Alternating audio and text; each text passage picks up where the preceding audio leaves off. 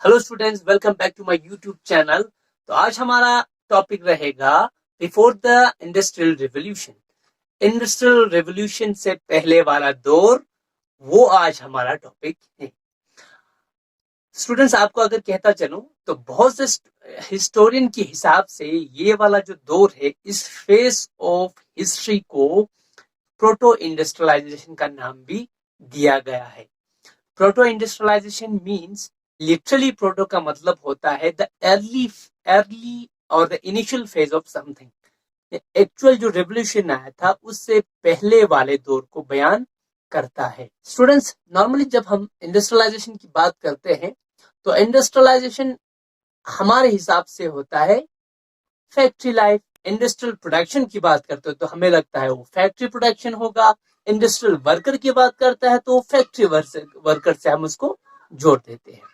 ये जो हमारे बिलीफ है, हमारा अंडरस्टैंडिंग है, ये अंडरस्टैंडिंग बहुत हद तक हमारा गलत है। क्यों? वो इसलिए क्योंकि इंडस्ट्रियल सिस्टम तो तभी भी था, इंडस्ट्रियल प्रोडक्शन तो तब भी होता था जब इंडस्ट्रियल रिवोल्यूशन नहीं आया था। इंडस्ट्रियल रिवोल्यूशन का मतलब मेरा यहाँ पे है फैक्ट्री लाइफ। जब फैक्ट्री लाइफ स्टार्ट नहीं हुआ था तब भी इंडस्ट्रीज था, तब भी इंडस्ट्रियल प्रोडक्शन होते थे। This is different thing that कि वो ट्रेडिशनल इंडस्ट्रीज होता था। कहने का मेरा मतलब है प्रोटो इंडस्ट्रियल सिस्टम तब भी था। इंटरनेशनल मार्केट में चीजों की बिक्री होता था, खरीद व फरोख्त होता था, चीजों की डिमांड होता था, अकॉर्डिंगली चीजों की सप्लाई भी होता था।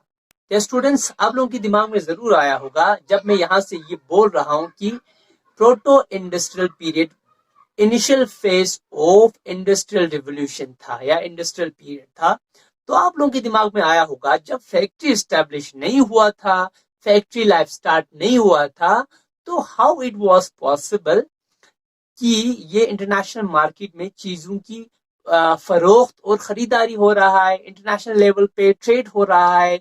एक चीज यूरोप से चीज बन रहा है, वो अफ्रीकन कंट्रीज में आ रहा है, अफ्रीकन कंट्रीज की चीजें एशिया में आ रहा है, एशिया की चीजें other part of the continent में जा रहा है। How such type of activity were possible?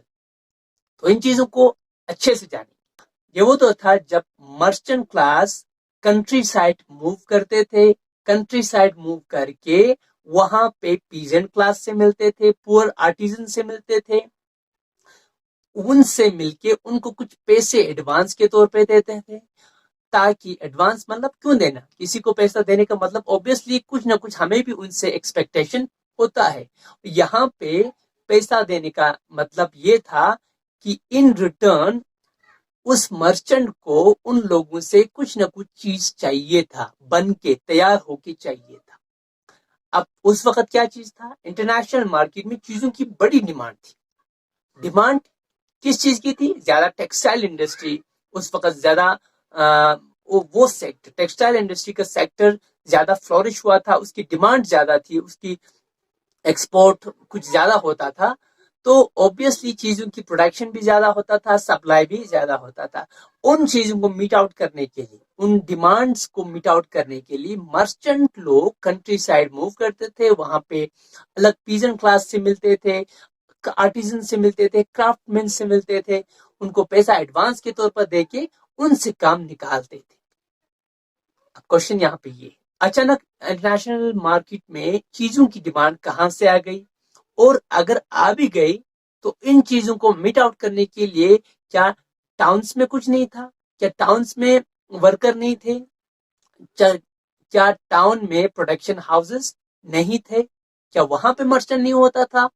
ये क्वेश्चन का जवाब, इंटरनेशनल मार्केट में अचानक चीजों की डिमांड क्यों बढ़ गई, रीजन ये था कि अलग अलग जगहों पे जो डोमिनेंट कंट्रीज था, वो वीकर कंट्रीज में, डेवलप कंट्रीज या अंडर डेवलप कंट्रीज जो होते थे, उनको अपना कॉलोनी बना दिया था। आप हमारे हिंदुस्तान की हिस्ट्री को थोड़ा जानने की कोशिश कीजिए। हिंदुस्तान ब्रिटिश एम्पायर के कंट्रोल में था, तो India was a colony of British empire. British empire एक उस वक्त एक पावरफुल कंट्री में से एक था, डेवलप कंट्री था। उन्होंने अपने पावर को यूज करते हुए ہندوستان میں آیا اور ہندوستان کو اپنے کنٹرول میں لیا اور رول کیا for their own benefit, for their own interest, اپنے انٹرسٹ کو میٹ کرنے کے لیے، اپنے سیلفش موٹیوز کو فلفل کرنے کے لیے ہمارے کنٹریز پہ رول کیا۔ الگ الگ جگہوں پہ الگ الگ بڑے کنٹریز نے اپنا کالونی بنانا سٹارٹ کر دیا۔ فار ایگزامپل برٹش نے انڈیا کو بنا دیا، اسی طرح افریقن کنٹریز میں بہت سے کنٹریز کو، افریقن کنٹیننٹ میں بہت سے کنٹریز کو کالونی بنا تھا، ہمارے ایشیا میں بھی تھے۔ تو جب کالونی بنا تو کالونی کے ساتھ ساتھ چیزوں کی ڈیمانڈ بھی بڑھ گئی، کیونکہ جب کالونی بنتا ہے تو ایک مارکیٹ کھل جاتا ہے، وہاں پہ پاپولیشن جو ہوتا ہے ان پاپولیشن کی کچھ ڈیمانڈز ہوتے ہیں، ان ڈیمانڈز کو میٹ آؤٹ کرنے کے لیے یہ جو امپیریل پاور ہوتا ہے، امپیریل پاور کہنے کا میرا مطلب یہ ہے، یہ وہ کنٹریز ہوتے تھے جو ایک ویکر کنٹری کے اوپر دباؤ بنا کے اس کے اوپر کنٹرول کر کے ہوتا ہے۔ فار ایگزامپل برٹش، یہ تھا Imperial power, India was a colony of British, Imperial power British, India was a colony. تو آپ ان دو چیز کو سمجھنے کی کوشش کیجئے، ایک ویکر کنٹری ہے، ایک ڈومیننٹ کنٹری ہے، ڈومیننٹ کنٹری ویکر کنٹری کو کنٹرول کرتا ہے اپنے بینیفٹ کے لیے، تو اس چیز کو کولونیلزم بھی کہتا ہے اور امپیریلزم بھی کہتا ہے۔ تو جب مارکیٹ میں چیزوں کی ڈیمانڈ بڑھ گئی تو ان ڈیمانڈز کو فلفل کرنے کے لیے مرچنٹ، الگ الگ مرچنٹ ہر کنٹری سائڈ میں چلے گئے۔ کنٹری سائڈ کا مطلب ہے ولیجز، جہاں پہ پیزنٹ ہوتے ہیں، جہاں پہ ورکرز ہوتے ہیں، جہاں پہ کرافٹ مین آرٹیزنس ہوتے ہیں جو پور ہوتے ہیں، جیسے کہ میں نے پہلے کہا ان کو ایڈوانسز دیے، ان سے چیزوں کو کرا گیا۔ دوسرا کوشچن ہمارا یہ تھا کہ یہ ساری چیزیں ٹاؤن میں کیوں نہیں ہو رہا تھا، سٹیز میں کیوں نہیں ہو رہا تھا؟ سٹی میں کیسے ہوتا؟ سٹی میں گلڈ سسٹم بنا ہوا تھا۔ گلڈ مطلب آج کے زمانے میں ہم کہیں گے یونینز جب بنتے ہیں نا، مثال کے طور پر ٹریڈ یونین کہیں گے، یا ہم ڈرائیور یونین کہیں گے، بس یونین کہیں گے، ٹیچرز یونین کہیں گے، اسٹوڈنٹ یونین کہیں گے۔ کسی بھی کمیونٹی کا ایک گروپ بنتا ہے تو اس کو ہم یونین کہتا ہے۔ اسی طرح اس وقت یورپ میں ٹریڈ یونین بنا ہوا تھا، خاص کر سٹی میں۔ تو اس ٹریڈ یونین کو اس وقت کے راجا رانیوں کی طرف سے مونوپولی رائٹ ملا تھا کہ پرٹیکولر چیزیں کیونکہ اس سٹی میں ان چیزوں کے اوپر صرف ہمارا کنٹرول ہوگا، یہ ساری چیزیں فار ایگزامپل جو بھی کچھ پروڈکٹس ہوتے ہیں ان چیزوں کے اوپر ہمارا کنٹرول ہوگا، یہ ساری چیزوں کا مینوفیکچرنگ صرف ہم کر سکتا ہے، ان ساری چیزوں کو پروڈیوس ہم کر سکتا ہے۔ یہ کر کے انہوں نے اس وقت کے راجا نے ان گلڈ کو، ان ٹریڈ یونینز کو مونوپولی رائٹ دیا ہوا تھا کہ اس سٹی میں، اس ٹاؤن میں، کہ دوسرا باہر سے کوئی آ کے یہاں پہ ٹریڈ نہیں کر سکتا ہے، ایون سٹی کا ہی کوئی دوسرا بندہ اپنے مرضی سے ٹریڈ نہیں کر سکتا ہے۔ تو یہ جو مونوپولی دیا گیا تھا یہ صرف اس یونین کو دیا گیا تھا جس میں کچھ ٹریڈرز کا ممبرشپ تھا۔ تو مونوپولی میں نارملی وہی ٹریڈرز مینوفیکچرنگ کر سکتا ہے جو اس گلڈ کا ممبر ہو۔ تو اسی ریزن سے جو مرچنٹ کلاس ہے اس کو الگ الگ سیکٹر میں جانا پڑا، کنٹری سائڈز میں گھومنا پڑا اپنے چیزوں کو میٹ آؤٹ کرنے کے لیے۔ اب ہمیں ریزن جاننا ہے، کیا جو ورکر کلاس ہے یا پیزنٹ ہے، کرافٹمین ہے، آرٹیزن ہے جو کنٹری سائڈ میں ہے، کیا ان کو دوسرا کوئی کام نہیں تھا؟ بھائی ان کو بھی کام ہوتا ہوگا، ان کو بھی کچھ دوسرے کام ہوگا۔ خاص کر جب ہم گاؤں کی ایگریکلچر ورکر کی بات کرتے ہیں تو اوبیسلی ہمارے دماغ میں ایک چیز آ جاتا ہے کہ گاؤں میں لوگ ایگریکلچر لینڈ پہ بزی ہوتا ہے، اپنا زمینداری کرنے میں لگے رہتے ہیں، ان زمینداری سے جو بھی پروڈیوس وہ حاصل یلڈنگ جو بھی پروڈیوس حاصل کرتا ہے انہی پروڈیوس کو بازار میں بیچنا، وہی ان کا سورس آف انکم ہوتا ہے، اسی سے ان کا لیولیہوڈ چلتا ہے۔ تو یہ ہمارے دماغ میں آ جاتا ہے۔ تو جب یہاں پہ ایسا سچویشن ہے تو اس سچویشن میں ان پیزنٹ نے ولیج کنٹری سائڈ میں لوگوں نے ان کے آفر کو ایکسپٹ کیوں کیا؟ تو ریزن یہاں پہ یہ ہے، جو اوپن فیلڈ تھا یورپ میں اس وقت، اوپن فیلڈ آہستہ آہستہ ڈس اپیئرڈ ہو رہے تھے۔ ڈس اپیئرڈ مطلب جہاں پہ کھلے جگہ مل رہا تھا، گورنمنٹ نے ایک پالیسی بنایا تھا، اس پالیسی کے تحت ان سارے اوپن سپیسز کو گورنمنٹ قبضہ کر رہا تھا۔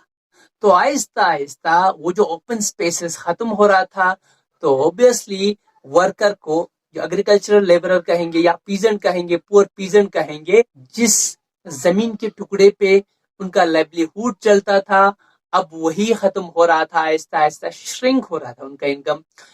ان بیچاروں کا, ان غریبوں کا انکم اسی لینڈ پہ ڈیپینڈ تھا. اب وہی لینڈ ہی آہستہ آہستہ کر کے گورنمنٹ لے رہا تھا. تو اوبیسلی ہمیں سمجھنے کی ضرورت ہے جس جگہ سے ان کو پیسہ آ رہا تھا وہی پیسہ شرنک ہو رہا ہے. شرنک مینس کم ہو رہا ہے. پہلے اگر 1000 روپیہ آ رہا تھا, اب لینڈ چونکہ گورنمنٹ لینڈ کو لے رہا تھا, قبضہ کر کے لے رہا تھا, تو اب ان کے پاس اتنا لینڈ بچا نہیں تھا ایگریکلچر کی کلٹیویشن کرنے کے لیے, ایگریکلچر ایکٹیویٹیز کرنے کے لیے. تو جہاں پہلے 1000 روپیہ آ رہا تھا ابھی صرف اس کے جگہ پہ آپ کو 100 روپیہ آ رہا ہے. اس 100 روپیز میں آپ کو اپنے فیملی کو چلانا ہے, لائیولیہوڈ کو سسٹین کرنا ہے. تو اپنے لائیولیہوڈ کو چلانا بڑا مشکل ہو رہا تھا. جب ایسے سچویشن میں آپ کو یہ جو آفر آ رہا تھا, یہ آفر اس 100 روپے کے اوپر ایک بونس تھا. ان چیزوں کے لیے وہ بڑا ایکسائٹ رہتے تھے کب یہ مرچنٹ آ جائے, ان کو ایڈوانس دے جائے, ان کو کچھ اسائنمنٹ دیا جائے اور ان کے لائیولیہوڈ چلے. تو اس پیٹرن آف پروڈکشن میں ہمیں کچھ نئی چیزوں کا بھی دیکھنے کو ملتا ہے جو ابھر کے سامنے آتا ہے. فار ایگزامپل ایک کلوز ریلیشن بلڈ ہوتا ہے between town and country side. For example جو مرچنٹ کلاس ہوتا تھا, نارملی مرچنٹ لوگ ٹاؤن بیسڈ ہوتا تھا, ٹاؤن کے رہنے والے ہوتے تھے. بٹ چونکہ ان کو اس مونوپولی جو میں نے پہلے بتایا تھا ان کے کارن ان کو ٹاؤن میں کام کرنا پاسبل نہیں تھا, تو کنٹری سائڈ میں موو کر کے لوگوں سے کام کراتے تھے.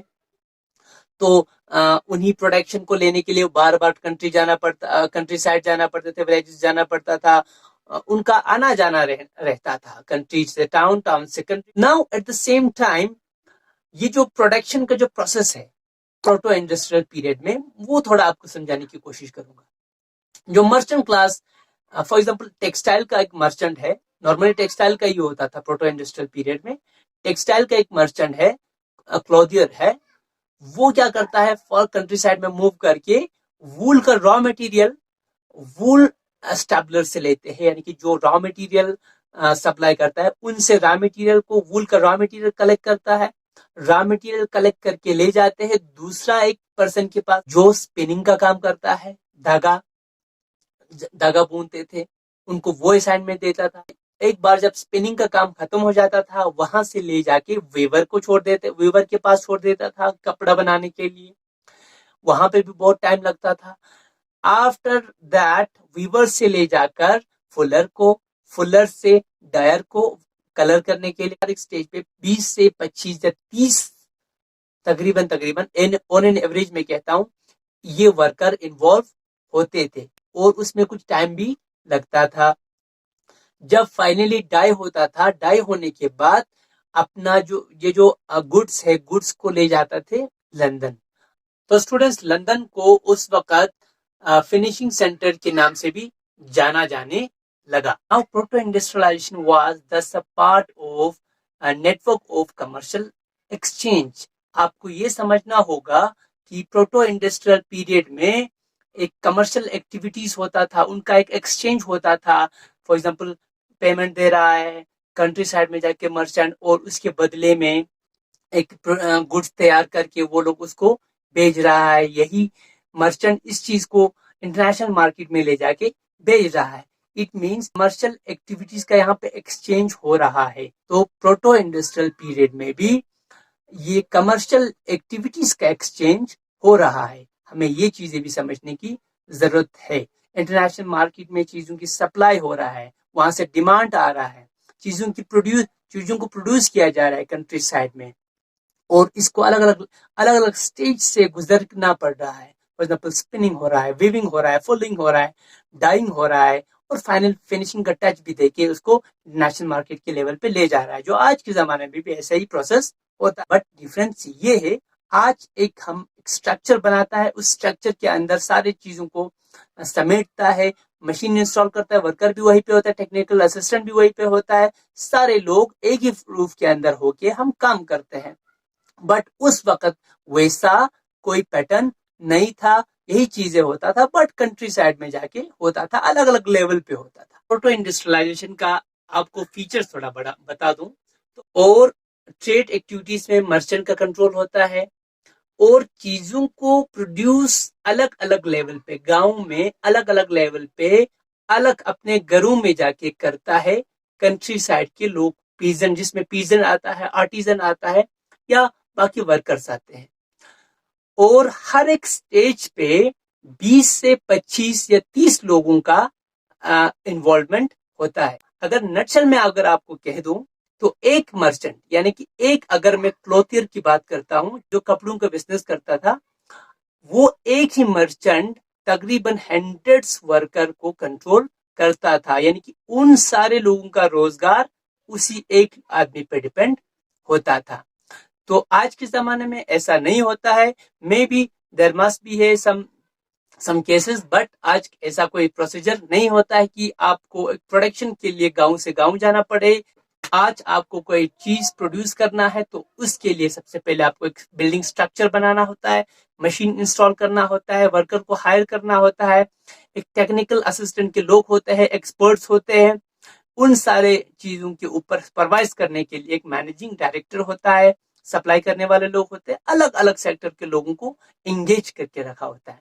तो स्टूडेंट्स, हमारे नेक्स्ट क्लास में इसी टॉपिक का नेक्स्ट पार्ट होगा, कमिंग अप ऑफ फैक्ट्रीज, वो दौर जहां से फैक्ट्री लाइफ स्टार्ट होता है, फैक्ट्री इस्टेब्लिश होता है, जहां से मैन्युफैक्चरिंग, प्रोसेसिंग, प्रोडक्शन, उन सारी चीजों में एक तब्दीली हमें देखने को मिलता है, वो हम हमारे नेक्स्ट वीडियो में पढ़ेंगे। तो आप हमारे इस लेक्चर सीरीज से जुड़े रहिए। होपफुली आपको ये वीडियो पसंद आया होगा। अगर पसंद आया तो लाइक करिए, शेयर करिए, सब्सक्राइब करके बेल आइकन को प्रेस करना ना भूलिए। Thank you, C you.